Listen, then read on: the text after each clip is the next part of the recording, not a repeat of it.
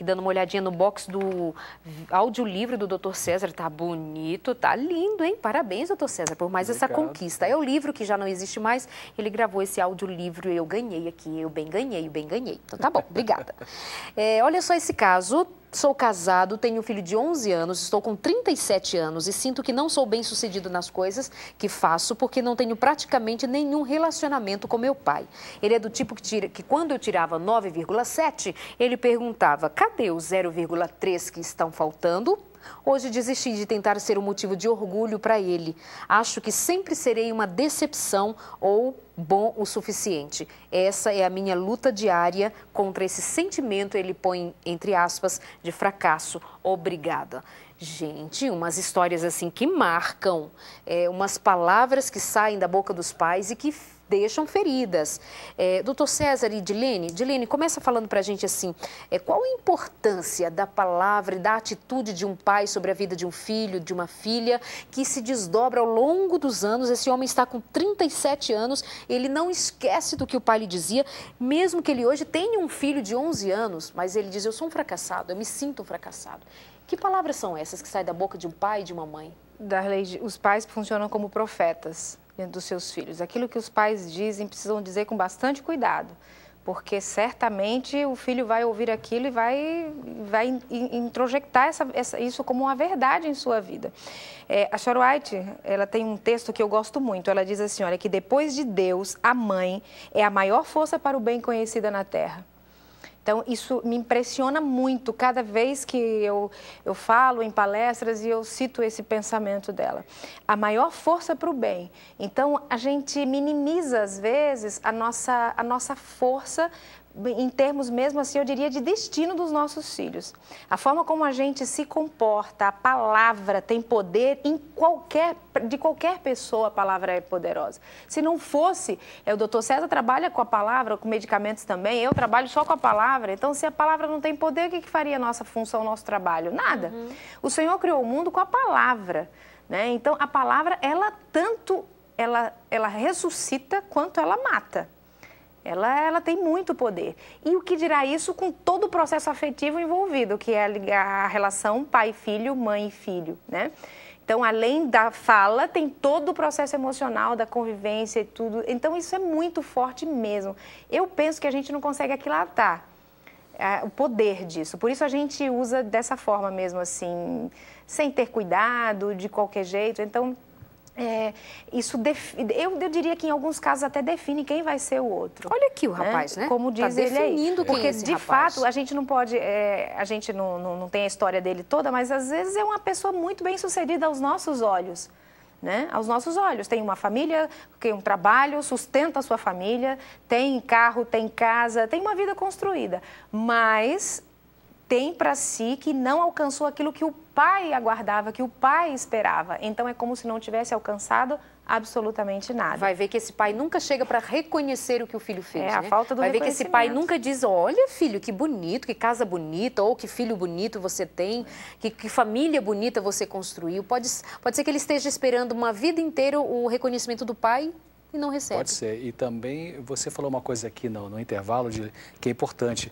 Pode ser que esse rapaz aí, ele seja bem sucedido no ponto de vista profissional, mas ele pode ter uma imagem emocional de autodesvalorização, né? Então é preciso checar isso aí. Agora, realmente a importância da palavra é muito grande. Eu estou com 2 artigos agora, de 2 revistas internacionais de medicina, e que uma feita por uma universidade da Inglaterra, mostrando a importância da palavra conectado com a psicoterapia e estudos feitos com ressonância magnética funcional, mostrando que como que a palavra na psicoterapia, no atendimento profissional, ela tem uma repercussão cerebral. Sim. Então, a palavra, ela ajuda no circuito cerebral. Olha que coisa interessante, é uma coisa biológica e influenciada pela palavra, pelo que se diz, né? Não é à toa que Salmo 119:50, o que me consola a minha angústia, que a tua palavra me vivifica, né? E tantas coisas fala assim, a Bíblia, sobre a importância da palavra, né? Então a palavra, ela pode ser para construir ou destruir, né? e inclusive circuitos cerebrais também. Por isso que até a TCC, a terapia cognitivo-comportamental, que é uma técnica que os americanos usam muito para tratar a depressão, né? Ela usa esse mecanismo de ajudar a pessoa a checar os seus pensamentos negativos habituais, suas crenças centrais disfuncionais e começar a pensar numa maneira positiva para que as conexões cerebrais também possam ser mudadas. Então, a palavra, ela atinge o biológico, ponto, positiva ou negativamente, né? Então, é importante pensar o seguinte, de que o que faz o que a gente é como ser humano, em termos comportamentais, tem a ver com três coisas, três dimensões. A genética, que graças a Deus não é tudo, trabalhos científicos feitos com pais esquizofrênicos que tiveram gêmeos univitelinos, portanto gêmeos idênticos, um ficou esquizofrênico e o outro não ficou. Então a genética, felizmente, não é tudo, senão todo pai alcoólatra teria que ter um filho alcoólatra. Segundo, então, o que faz o que eu sou é a genética, o que nós somos. Segundo, o que aconteceu ao longo dos primeiros anos da infância, nessa dinâmica da família, né? E terceiro, a sensibilidade pessoal, eu chamo de sensibilidade pessoal, ou seja, a lente com que eu vou interagir na vida. Quer dizer, então, numa mesma família, que tem 3, 4, 5 filhos, o mesmo pai, mesma mãe, mesma escola, mesma religião, mesma comida, né? E um filho, diante de conflitos nessa família, vai administrar isso e não deixa isso afetar seu desenvolvimento profissional, estudantil, e outro filho vai virar um dependente químico. Então, o que faz a diferença? É a maneira da resposta emocional. É essa coisa pessoal que eu chamo de sensibilidade. Então, esse rapaz aí, ele talvez precise começar a pensar, será que ele não tem realmente um sucesso na vida, mas que emocionalmente ele fica se depreciando, mas ele conseguiu? Se não conseguiu ainda, ele pode conseguir sim. Ele pode se desvencilhar desse pai agora que está na cabeça dele, né? Não mais lá fora perturbando, agora está dentro dele. Então, ele pode começar a dizer para ele mesmo, espera aí, quem vai mandar em mim não é esse pai que está aqui na minha cabeça, esse modelo perfeccionista. E é interessante que Eclesiastes tem um capítulo 7 de Eclesiastes, tem uma passagem que Salomão fala exatamente sobre esse assunto. Ele fala assim, não sejas demasiadamente justo, nem demasiadamente sábio, porque destruirias a ti mesmo. Não sei qual é o verso que está. Olha que interessante, é uma receita bíblica para que a pessoa não seja perfeccionista. Porque o perfeccionista, na realidade, ele está mais preocupado com as coisas do que com as pessoas, né? Aí detona o relacionamento. Ô, Darleide, deixa eu só colocar uma coisa que eu acho muito importante, que se repete muito nas famílias. A questão da palavra mesmo. Quando a palavra é positiva, e como que a palavra é positiva? Através do elogio. Né? Através do elogio, através da valorização daquilo que se faz de bom, né? A criança. Né? Porque esse caso que você trouxe aí, o problema começou a acontecer na infância. Cadê os 3 décimos e tal? A inflexibilidade, né? A dificuldade do pai de flexibilizar, tem que ser assim porque eu acho que é assim, porque assim é o melhor. Essa inflexibilidade, ela bloqueia as fronteiras emocionais. Isso é um problema terrível. E alguns pais falam assim, não, eu tenho que exigir do meu filho, porque ele pode dar mais. Então vai com essa coisa muito inflexível mesmo, tem que ser assim, tem que ser o máximo, tem que ser tudo que pode. E aí há esse bloqueio emocional mesmo, e esse afastamento e essa dor. Essa dor vai só progredindo ao longo da vida, né? Trazendo o afastamento mesmo do filho com o pai, da filha com a mãe, um distanciamento afetivo. E esse sentimento de menos-valia, de que eu não presto, de que eu não consigo, né? A autoestima fica detonada, como diziam os jovens, né? A pessoa deixa de existir. Eu às vezes recebo pessoas assim que elas são vivas mortas, né? Elas não existem de fato como ser, como pessoa. Estão ali, carne e osso, mas isso quer dizer só uma parte da coisa, né? Então, uma maneira de ajudar os pais nesse sentido, que estão nos assistindo hoje, quer dizer, valorize o que o seu filho consegue. Sim. Fale sobre isso, verbalize isso. Né? Se o filho é hiperativo, é destrambelhado, né?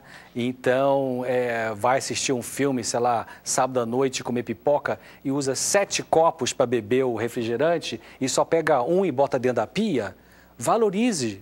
Legal, você conseguiu botar um dentro da pia, meu filho. Eu sei que você pode botar mais, mas que bom que você botou esse um. Olha só, o recado já passou. Eu sei que você pode botar mais. Ao invés de falar, pô, por que você não botou os outros 6? né? Que custava, né? Você não tem duas mãos, aí vem alguns que detonam para chuchu, e alguns pais precisam olhar para os seus filhos e enxergar a idade que eles têm de fato, né? Porque alguns pais querem que os filhos tenham a mesma idade que eles têm. Né? Então exige. E outra coisa é que os filhos são diferentes, né? Os filhos são diferentes. Agora, uns vão ser mais racionais, outros mais emocionais. Então, Ellen White é clara em relação a isso, viu? Essa autora inspirada, que eu gosto de ler os textos dela, ela fala assim, de que as crianças têm necessidades emocionais diferentes uma das outras. Por isso que a atenção tem que ser diferenciada de uma para outra. Né? É um erro criá-las da mesma forma. Ela diz isso, né? Os filhos a gente não pode criar tudo igual. Tem pessoas iguais. Por que as crianças seriam iguais, né? Mas os pais acabam querendo formatar para que... tentando fazer o melhor. É possível que esse pai, quando dizia cadê os 3 décimos, não tinha a menor noção do que ele estava produzindo ou que isso se repercutiria na vida desse menino até a sua fase adulta, como ele hoje tem 37 anos e sofre ainda com frases. Isso é uma frase que ele citou. Imagina outros episódios ocorridos. Por isso que a gente está alertando, né? Vamos cuidar do elogio e não dessa coisa dura. E eu acho que nunca é tarde também para tentar consertar, viu? Isso. Eu, quando meus filhos eram pequenos, eu fui meio durão em algumas coisas. E eu lembro de um episódio assim... Não, é verdade. Aí já na vida adulta, eu fui falar com um dia, a gente estava conversando sobre esse assunto, né? Eu falei assim, Pablo e Thaís, eu não sei onde é que eu estava com a cabeça para fazer aquelas exigências de vocês. Eu jamais faria hoje com vocês. Mas minha cabeça estava daquele jeito, né? Perturbada daquele jeito, né? Que eu não conseguia... Perturbada é ótimo. Daquele jeito que eu não conseguia não ter aquela inflexibilidade, né? Mas consegui falar, perceber isso, graças a Deus, e consegui falar para eles. Mas o melhor da história foi o que eles falaram para mim. Ah, pai, o Pablo falou, Pablo é danado, né? Ele falou assim, pai, mas eu aprendi, você tinha razão em algumas coisas, eu aprendi algumas coisas. Falei, que bom, que alívio, né? Me libertou. Mas não tirou realmente a rigidez que eu percebi que eu tinha em algumas situações. Mas não era querendo acertar, não era querendo fazer direito? Não, claro que era. Né? Mas claro tem o seu prejuízo. Agora, caminhando para o fim do programa, Dilene, o que você diz? Olha, nós trabalhamos em cima de várias histórias. A menina com dificuldade de desenvolver um relacionamento afetivo e até de toque, um abraço com a mãe. Outras histórias, adolescente, agora esse rapaz. E essas histórias tudo no mesmo sentido. Dificuldade de relacionamento com pai e com mãe. O tema do programa, amor e honra. Tem a história do mandamento, honra teu pai e a tua mãe.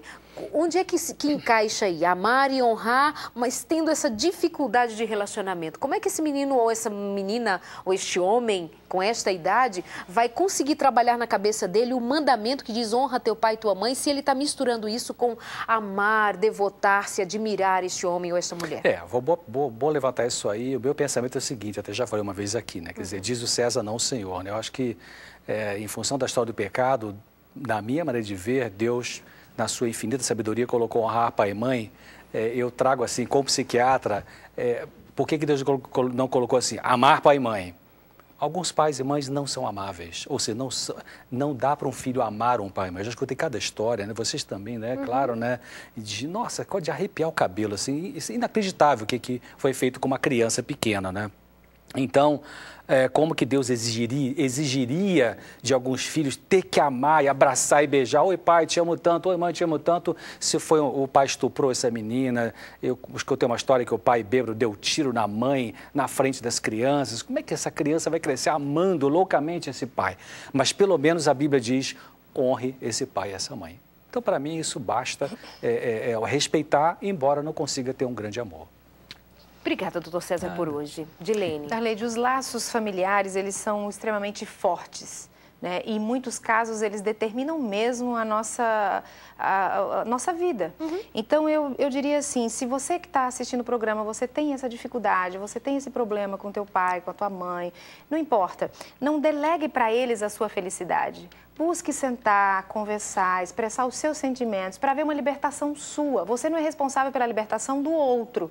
Você pode somente provocar uma libertação para você. Então, vai lá e segue aquilo que o apóstolo Paulo disse, porque deixando as coisas que para trás fico, eu prossigo para o alvo, o prêmio da soberana vocação de Deus em Cristo Jesus.